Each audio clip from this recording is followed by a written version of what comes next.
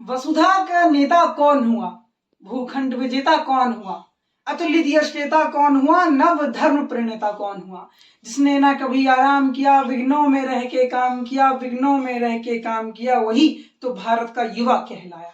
आप सभी को नमन करते हुए मैं शिवम गुप्ता भारतीय युवाओं पर अपने विचारों के साथ प्रस्तुत हूं। भारतीय युवा माने वह हिंदी भाषा के ये दो शब्द महज दो शब्द नहीं, अपितु भारत की एक बहुत बड़ी विशाल जनशक्ति का प्रतिनिधित्व करने वाली एक बहुत बड़ी क्षमता है, जिसका रुख यदि हमने इसकी विकासशीलता, विचारशीलता और उन्मुखशीलता की ओर उन्मुख कर दिया तो आज भारत को विश्व की ताकत बनने से, विश्व का गुरु बनने से विश्व की कोई ताकत नहीं रोक सकती।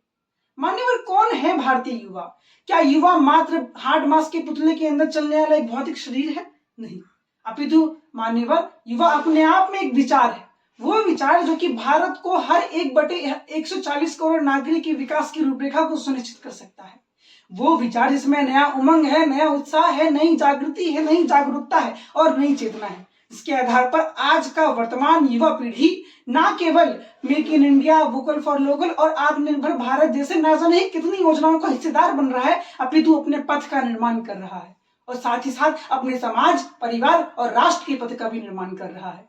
मान्यवर हमें समझना होगा कि यह आज का वर्तमान युवा पीढ़ी क्या कर सकता है। जिस युवा को अध्यात्म में रुचि हो वो शंकराचार्य की तरह शास्त्रों का अध्ययन कर धर्म, संस्कृति एवं अध्यात्म का प्रचार प्रसार कर सकता है और पुरातन संस्कृति का पुनरुद्धार सुनिश्चित कर सकता है। जिस युवा को तकनीक में रुचि हो वो एपीजे अब्दुल कलाम बनकर महान वैज्ञानिक क्रांति की नींव स्थापित कर सकता है।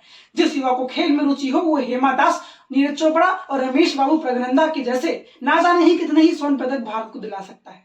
मान्यवर भारतीय युवा, जब भी मैं ये शब्द सुनता हूं तो मेरे जहन में एक आता है एक भारत का वही युवा जिसके 1893 की शिकागो में धर्म संसद में दिए गए भाषण के दौरान लोगों ने 5 मिनट तक खड़े होकर तालियां बजाई थी। जी हाँ, मैं बात कर रहा हूं स्वामी विवेकानंद की, जिनका मानना था और उनका कहना भी था कि यदि मुझे 100 ऊर्जावान युवा मिल जाएं तो मैं इस देश की दशा और दिशा दोनों ही परिवर्तित कर सकता हूं। ऐसे में तो आज हमारी युवा पीढ़ी की आबादी 60 करोड़ है, तो आप सोचिए हम क्या क्या नहीं कर सकते हैं।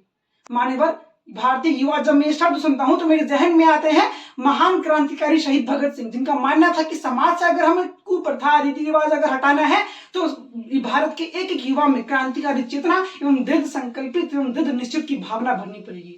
मान्यवर अपनी वाणी को मैं अंत में विराम देते हुए बस यही कहना चाहूंगा कि घर सजाने का तसव्वुर रखते हो, आओ पहले इस घर की एक मजबूत नींव रखी जाए। वो घर हमारा ये भारत भूमि है और ये नींव है हमारी युवा शक्ति। बहुत बहुत धन्यवाद।